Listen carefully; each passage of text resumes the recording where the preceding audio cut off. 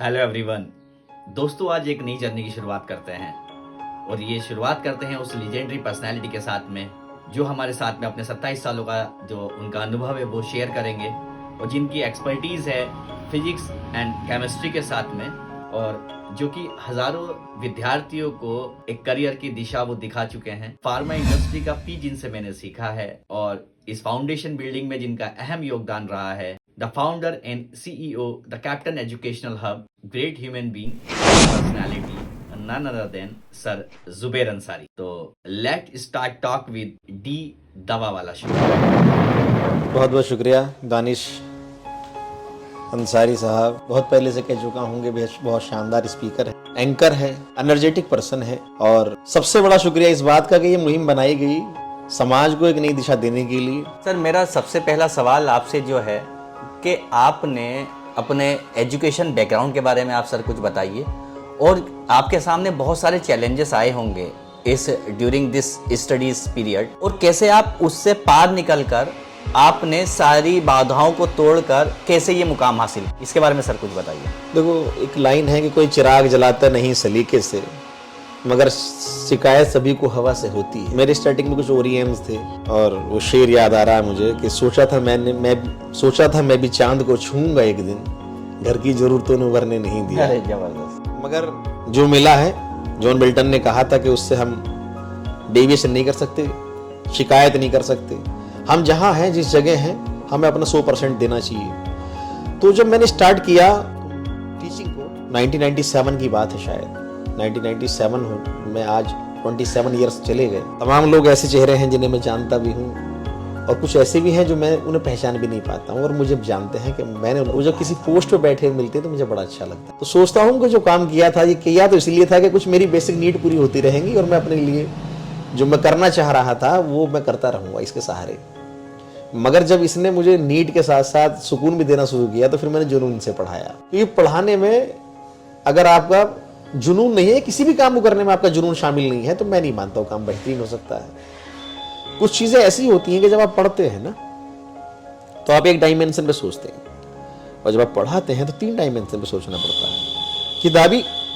किताबी बातों से बाहर निकल के जब क्वेश्चन सामने वाला करता है तो उसका जवाब देने के लिए आपके अंदर डेप्थ होनी बड़ी जरूरी हो जाती है और डेप्थ बनती है, अपने आप उठती है जब आप अपने प्रोफेशन से प्यार करने लगोगे, जब अपने काम से प्यार करने लगोगे। यकीन जानिए कि आपके अंदर डेप्थ उठने लगेगी। जैसे मैं एक बार मैं पढ़ा रहा था तो एक लड़की थी जो बहुत क्वेश्चन करती थी और टीचर्स के अंदर आदत होती है कि वो चाहते नहीं है कि ज़्यादातर के क्वेश्चंस उनके साथ हों। होते एक लिमिटेड दायरे के, ज़्यादातर टीचर ऐसे होते हैं लिमिटेड दायरे के बुकिश किताबों के साथ में जो भी उनको कंटेंट मिलता है वहीं पर बात करना चाहते हैं। मगर अगर आपने अपना एनवायरनमेंट ऐसा नहीं बनाया है कि जहाँ उन्होंने आपने फ्री किया है कि क्या क्यों कैसे करने के लिए, अगर आपने फ्री नहीं कर रखा है बच्चे को, आप अच्छे टीचर हो नहीं सकते। और अच्छे टीचर के लिए साइकोलॉजिस्ट होना बड़ा जरूरी है। अगर आप टीचर से पहले स्टूडेंट बनकर नहीं सोचेंगे तो मैं ये मानता हूँ कि आप अच्छा टीचर नहीं कर रहे हैं। अच्छे टीचर बड़ा जरूरी है कि आप जो टीचर की सीट है जहाँ आप खड़े हैं, स्टूडेंट बन के अपने पढ़ाइए, महसूस करिए कि उससे दशमलव हिलाने में दिक्कत है। अगर आपने ये महसूस कर लिया कि जो दिक्कतें आपने महसूस करके आए थे, ये दशमलव जब दाईं साइड जाता है तो 10 टू द पावर प्लस होता है कि माइनस, और दशमलव जब बाईं तरफ जाता है तो 10 टू द पावर प्लस होता है माइनस। इन छोटी छोटी माइनस चीज़ों को भी अगर आप नहीं गौर कर रहे हैं और इसे क्लियर नहीं कर रहे हैं, क्योंकि वो तो आपको टीचर के दबाव में रहता है बच्चा, वो तो आपको बताएगा नहीं, वो तो आ रहा है आपसे इसलिए आया है कि आपका नाम था, स्कूल से हट के आपके पास आया है इसलिए कि आपके पास नाम था कि आप उसे अच्छा कर देंगे। क्योंकि वो तो गीली मिट्टी है, आकार दे सकते हैं आप, पक्के घड़े को आकार देना मुश्किल होता है। तो मैं जब टीचिंग में आया, जब टीचिंग मैंने अपना एसिमिलेट कर लिया तो मैंने सोचा जुनून से पढ़ाना है भाई। और जुनून से पढ़ाने का मतलब ये है कि उन चीज़ों पे बहुत गौर करना है जो बहुत माइनर होती हैं, जिन्हें इग्नोर कर देते हैं और आगे बढ़ जाते हैं, स्किप नहीं करना उन चीज़ों। तो टाइम लगता, ऐसे बच्चे थे जो सोचते थे कि मैं टाइम की वेस्टिंग कर रहा हूँ, कि एक टीचर 3 महीने में जो बुक करा रहा हूँ, 6 महीने में करा रहा हूँ। मगर मुझे ये खुशी लगती है कि जो मेरे से पढ़े वो आज ये कहते हैं, कई नाम कई चेहरे काट के ही हैं, जैसे अभी मैं दानिश, उसका ये कहना मेरे लिए बड़ा बेहतरीन लगा मुझे अपने लिए। उसने कहा कि सर जब आप पढ़ाते थे तो ऐसा लगता नहीं था कि पढ़ाई हो रही है, ऐसा लगता था कि एक माहौल है जिसमें कोई कहानी चल रही है, उस कहानी में बड़ा इंटरेस्ट हो रहा है, इंटरेस्टिंग चीज़ों को देखने की बात मुंह से हो रही है, मगर ऐसा लगता था कि लाइव चल रही है सब चीज़ें।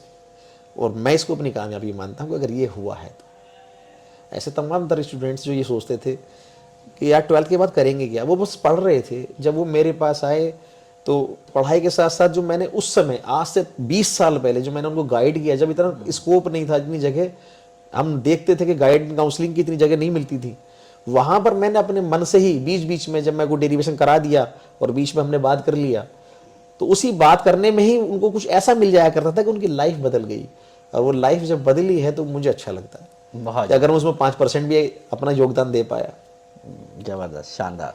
अभी जुबैर सर ने बहुत अच्छी बात बताई कि कैसे एक बच्चे की नींव तैयार की जाती है और कैसे उन्होंने अपने आप को डेवलप किया। अब उन्होंने बड़ी अच्छी एक बात निकाली कि बच्चे की एक करियर काउंसलिंग की जाती है। तो इसी क्वेश्चन को लेकर मैं उनके पास जाना चाहूँगा कि जो करियर काउंसलिंग है, इम्पोर्टेंस है एक बच्चे के लिए जो अपना करियर चूज़ कर रहा है, और कितना ज़्यादा इम्पोर्टेंस है उस बच्चे के लिए जो डिप्रेशन में जा रहा है, जो डिस्ट्रैक्टेड है, जो मतलब कि उसे सोच नहीं पा रहा, डिसीजन नहीं पा रहा कि उसे करना क्या है। तो ऐसे बच्चों के लिए जुबैर सर का क्या कहना है, आइए एक्सपर्ट एडवाइस लेते हैं। देखिए, इस एडवाइस को मैं यहीं लोकल बॉडी में ही मैं बता देता हूँ, कांट के ही क्षेत्र की। अभी एक इरफान अलवी जी हैं, उनका बेटा 10th क्लास में जब आया तो वो मेरे संपर्क में रहते हैं, मेरे पास बैठ रहे थे। अचानक में एक दिन वो बोलने लगे कि रात तो यार हम बड़े परेशान रहे कि मेरे बेटे ने सुसाइड करना चाहा। और सुसाइड करना नहीं चाहा, उसने लगा लिया था, फंदा डाल लिया था गले में और पंखे में लटकने के लिए तैयार था। वो मेरे से कहने लगे यार क्या करें। मैंने कहा वजह क्या है कि जी बस पिछले दिनों से काफ़ी परेशान था कि 10th में था और साइंस जो है समझ में नहीं आ रही थी इसको। मैंने उसको ऐसे ही कहता रहा, दाएं बाएं करता रहा, इग्नोर करता रहा चीज़ों को। तो सबसे पहली बात तो यह है अपने बच्चे की सुनिए, तुम्हारा बच्चा कहना क्या चाहता है। ऐसे कई एग्जाम्पल है मेरे पास में। यहाँ पर उनका बेटा क्लास 3rd के स्टूडेंट है। आप छोटे बच्चा समझ के स्किप नहीं करना चाहिए किसी के लिए, क्योंकि चाइल्ड साइकोलॉजी सबसे इंपॉर्टेंट है। अगर आपने उसे इग्नोर किया तो फिर वो किसके पास जाएगा कहने के लिए। और जब उसे लगेगा कि कोई सुन नहीं रहा है मेरी बात, तो वो ऐसे कदम उठा लेता है जो सुसाइड के फॉर्म में आ जाया करते हैं, या वो डेविएशन कर जाता है।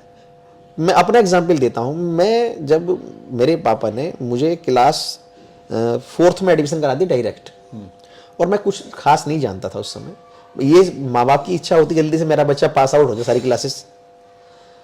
और जब उस समय इमिटेशन हुआ करता था, इमला वगैरह करते थे, तो वो जब मैं कराने के लिए उन्हें खड़ा किया तो मेरे इतना बोझ, इतना भारीपन लगा, मुझसे वो हो नहीं पा रहा था। तो मैं सोचा, मैंने पढ़ाई तो बहुत भारी चीज़ है यार, इससे तो भाग जाना है, ये तो मैं नहीं कर पाऊँगा। तो मैं आके बहुत रोया, और बहुत रोने के बाद मैंने बाबूजी को बोला, मैंने कहा मुझे 2nd क्लास में ज़रा करा के देखो आप, और उसके बाद देखते हैं क्या होता अगर पढ़ पाए तो। और उसके बाद वही मैं जुबैर रहा कि मतलब अल्हम्दुलिल्लाह जब मैं वहाँ से निकला तो टॉपर रहा, और अपने जब तक अपना करियर रहा मेरा, जब भी पढ़ाई किया मैं टॉपर ही रहा अल्हम्दुलिल्लाह। इसलिए भी रहा हूँ क्योंकि बेसिक्स अच्छा हो गया आप, और जब बेसिक अच्छा हो जाता है तो डेविएशन खत्म हो जाया करता है। पढ़ने में उतना ही मजा आने लगता है जितना कि पिक्चर देखने में, खेलों की बात करने में, टाइम को स्पेंड करने में मजा आता है। साइकोलॉजी कहती है कि 21 बार अगर किसी चीज़ को आपने लगातार पढ़ लिया तो वो परमानेंट यानी हार्ड डिस्क में पहुंच जाती है वो बात। तो फिर मज़ा जब आने लगता है तो फिर आप हटेंगे नहीं, डेविएशन होना ही नहीं है। मज़ा कब आएगा? जब आपको समझ आने लगता है। इसलिए गवर्नमेंट की भी स्कीम चल रही है आजकल, ये पढ़ाना मकसद नहीं है, समझ के साथ पढ़ाना मकसद है। तो हो क्या, हम लोगों के फैमिली बैकग्राउंड कुछ ऐसे होते हैं कि माँ बाप तो पढ़े लिखे होते नहीं है ज़्यादातर, उनके साथ कुछ नीड्स थी जो आवाज़ दे रही थी, तो उन्होंने अपने काम को प्रीफर किया, मैंडेज फैक्ट्री में और दूसरे कामों में लग गए। और होता भी है कि एक पीढ़ी तो ऐसी लग जाया करती है, कभी कभी संवरने में लग जाया करती है। तो अगली पीढ़ी के बारे में वो सोचता है कि अब इसको अच्छा करके पढ़ाऊंगा, जो जो जो उम्मीद उसने खुद से सोच रखी थी वो सारी की सारी बच्चे पे डाल दिया करता है। बच्चे पे बोझ लगा, इतना डाल दिया, उसका बारे में नहीं सोचता है कि वो खुद का उसका इंटरेस्ट कहाँ पर है, वो क्या बनना चाहता है। वो सोचता मैं डॉक्टर बनना था, मैं नहीं बन पाया तो इसको बना देना है। जैसे कि आप इस औजार बना रहे हैं ना, मशीनरी में आप मशीन में जा रहे हैं, तो ये तो डिबरियाँ बननी या कोई भी चीज़ बननी मशीन बनाती है यार। ये कभी ऐसा हो नहीं सकता कि आप जो चाहते वही बन जाएगा वो, क्योंकि आप इतना तगड़ा है उसे बंद कमरे में रख नहीं सकते, उसे बाहर माहौल में रहने दीजिए। मैं ये मानता हूँ कि बड़ा ज़रूरी है माहौल में रहने देना भी। समाज से रहेगा, समाज में मिलेगा, तो समाज के बारे में जानना भी उतना ही इंपॉर्टेंट है जितना कि पढ़ाई करना। तो अपने जो 24 घंटे का जो लाइफ साइकिल है, इसको डिवाइड करना है। इसमें 1/3 जो है सोना है, 1/3 समाज से मिलना है, 1/3 पढ़ाई करना है यार। बहुत बढ़िया। केवल पढ़ाई सब कुछ नहीं थोड़ी। मैंने बहुत सारे ऐसे खूब मंडूक देखे जो सिर्फ पढ़ने में थे, वन डायमेंशनल थे। अब उनसे अगर बात कर लो आप किसी और फील्ड के अंदर, तो वो जानती ही नहीं है। वो जानते ही नहीं है कि यार अगर समाज में शादियां तय करनी है तो वो उसको परफॉर्म कैसे करेंगे, उसकी कोई अलग से क्लास तो लगेगी नहीं। अगर वो समाज में रहता तो वो समाज के बारे में सीखता। ऐसे तमाम पढ़े लिखे लड़के हैं जो सिर्फ किताबी बात जानते हैं, हाँ जी कैसे साइन थीटा कॉस थीटा के बारे में जानते हैं, वो नहीं जानते हैं कि समाज से डील कैसे करना है। समाज से डील किसी किताब में नहीं मिलेगा, समाज से डील करने के लिए समाज में रहना पड़ेगा। तो मैं ये मानता हूं कि सबसे पहले तो बच्चे से के बारे में बच्चे से बात करिए, इसका इंटरेस्ट कहाँ पर है, और उसके बाद मैं ये मानता हूँ 7 ईयर तक तो उस पर ज़्यादा प्रेशर लगाइए मत यार, कि भाई उस पर नंबरिंग का जो गेम है ना, कि वो ये नहीं मानते उसमें टीचर का बड़ा इन्वॉल्वमेंट होता है नंबर देने में। जो उसको अच्छा लगता है, जो करीबी होता है, उसको नंबर हाई कर देती है और बच्चा डिमोरलाइज हो जाता। क्लास 6 का मुझे एक वाक्य याद आ रहा है। मेरा भाई अजीम अल्हम्दुलिल्लाह साइंटिस्ट है नॉर्वे में, और IIT दिल्ली से उसने M.Tech किया, IIT दिल्ली से PhD किया, और अब फिलहाल सीनियर रिसर्च साइंटिस्ट है नॉर्वे में। तो वो जब 6 क्लास में था वहाँ उसका एडमिशन करा दिया, और वहाँ एडमिशन कराने के बाद में जो फाइनल स्कोर आउट हुआ तो वो किसी भी पोजीशन पे नहीं थे, ना 1 2 3। मार्क्स अच्छे थे मगर वो तो बच्चों को तो लग जाती है ना। तो साहब मैं तो फर्स्ट पोजीशन में आना था, मुझे तो जब पोजीशन पता नहीं कहाँ डाली थी। तो मैंने दिमाग में लगाया, मैंने यार इसको अगर मैं यहाँ रख लिया तो ये बेकार हो जाएगा। मैंने जब चलाने ही हमें मैं उसे वहाँ से लाया निकाल कर, और DSM इंटर कॉलेज में उसे एडमिशन करा दिया। और DSM इंटर कॉलेज में एडमिशन कराने के बाद मेरे सुपरविजन में चलता रहा, और 12th किया तो 12th में तो टॉपर था, और उसके बाद मैंने आगे गाइड किया। तो कभी कभी कुछ बच्चे जैसे मान लिया, सारी बात बच्चों की भी नहीं माननी है, बच्चे अपने हिसाब से कहने लगते हैं सब आसान क्या है वो ले लेंगे। उसे समझाना पड़ेगा कि आसान ही सब कुछ नहीं अच्छा नहीं होता है, कुछ रास्ते जो पगडंडियों से गुजरते हैं उनका फ्यूचर बड़ा शानदार होता है। तो मैंने उसको बोला कंडीशन जो हमारी थी उस समय, AMU में एडमिशन कराया था उसका, वहाँ पर उसे हमने PCB से एडमिशन करा लिया। फाइनल जब उसका ईयर आया तो वहाँ फिर उसने फिर एक सवाल रख दिया कि लड़के कह रहे हैं, जैसे सुन लिया करते बच्चे का मन, कि भाई लड़के कह रहे हैं कि वो फिजिक्स तो बहुत भारी सब्जेक्ट है, इसे मत लेना, इसमें तो फेल हो जाया करते हैं। मैंने फिजिक्स ही लेना है, हम करने क्या आए हैं, थोड़ा सोचो समझो। अगर हम इसमें स्कोर नहीं कर पाएंगे तो फिर किस में करेंगे। हम और कोई काम करना है इसके अलावा, खेती करने थोड़ी जाते हैं हम साथ में, आपको फ्री हैंड दिया है। तो फिर वो फिजिक्स में किया, फिर उसे MSc की जब बात आई तो फिर वही वाली बात कि लड़के यूँ कह रहे हैं कि इलेक्ट्रिकल करेंगे या मैकेनिकल करेंगे। मैंने फिर वहाँ उसे एक राय दी थी, मैंने कहा भाई देखो जो स्कोप चल रहा है वो न्यूक्लियर फिजिक्स और पार्टिकल फिजिक्स का चल रहा है, आप इसमें जाइए। और अल्हम्दुलिल्लाह उसमें गया। वो बाद में उसके वही स्टूडेंट्स कह रहे थे कि तुम्हारा भाई यार इतनी छोटी जगह पर बैठा, उसे पता क्या है कि क्या चल रहा है। तो बाद में वो भाभा एटॉमिक रिसर्च सेंटर में सेलेक्ट हुआ था। खैर ये अलग बात है कि आज वो IIT दिल्ली में चला गया, उसके बाद वहाँ से उसका गेट क्वालिफाई किया था उसने, और उसके बाद IIT दिल्ली में चला गया था। वहाँ से आज वो बहुत बेहतरीन उसके रिसर्च जर्नल छपते हैं, नेचर जैसे जर्नल में उसके रिसर्च पेपर छपते हैं, तो मुझे बड़ा अच्छा लगता है। ऐसे कई लड़के, केवल मेरा भाई नहीं, एक लड़का है मोहम्मद अहमद, इसका उमरी का लड़का है। तो वो जब इंटर कर रहा था तो मैं उसको बोला, मैंने कहा वो कह सर क्या करेंगे, मैंने कहा तुम ना BSc बायोटेक करना।